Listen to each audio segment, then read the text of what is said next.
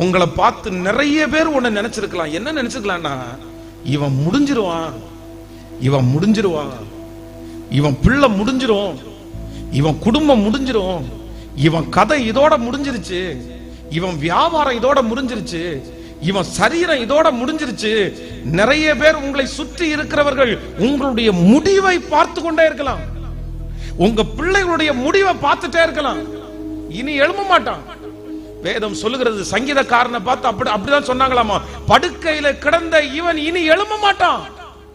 அவன் கதை முடிஞ்சிச்சு, அவன் பேர் அற்று போகுது, அவன் குடும்பம் அதோட அதுக்கு மேல வர முடியாது.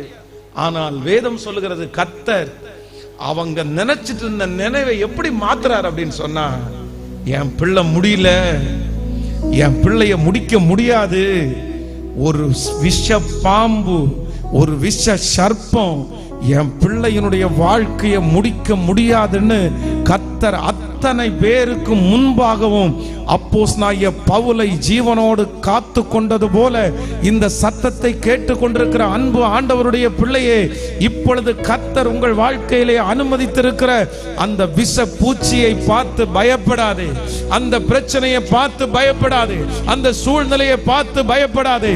கர்த்தர் வாக்கு கொடுக்கிறார், இந்த பிரச்சனையோடு இவன் முடிஞ்சிட்டான் அப்படின்னு நிறைய பேர் உன்னை பார்த்து கொண்டிருந்தாலும் சர்வலோகத்தின் நியாயாதிபதியான கர்த்தர், தன்னுடைய கைகளிலே நீதியை வைத்திருக்கிற கர்த்தர், உன்னை தாயின் கருவில் உருவாகும் முன்னே தெரிந்து கொண்ட கர்த்தர், எத்தனை பேர் இருந்தும் உன் வம்சத்திலே உன்னை அழைத்த கர்த்தர் இன்று வாக்கு கொடுக்கிறார், இல்ல இல்ல அவன் முடியுதுன்னு சொல்ற அந்த நேரத்தில் உன்னை மறுபடியும் வளர்த்துகிற ஒரு கர்த்தர் வாக்கு கொடுக்கிறார், இல்ல நீ முடியலன்றதை நான் நிரூபிப்பேன்.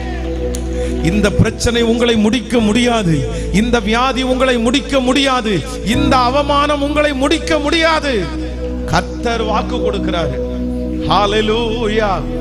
அவர்கள் நினைவுகளை மாற்றுகிற கர்த்தர். எத்தனை பேர் ஆமோதிக்கிறீர்கள்? நம்பர் 1, கர்த்தர் இந்த இயர்ல உங்களுக்கு ப்ராமிஸ் பண்றாரு, உங்களை முடிஞ்சிருச்சுன்னு யாருமே ஃபுல் ஸ்டாப் வைக்க முடியாது.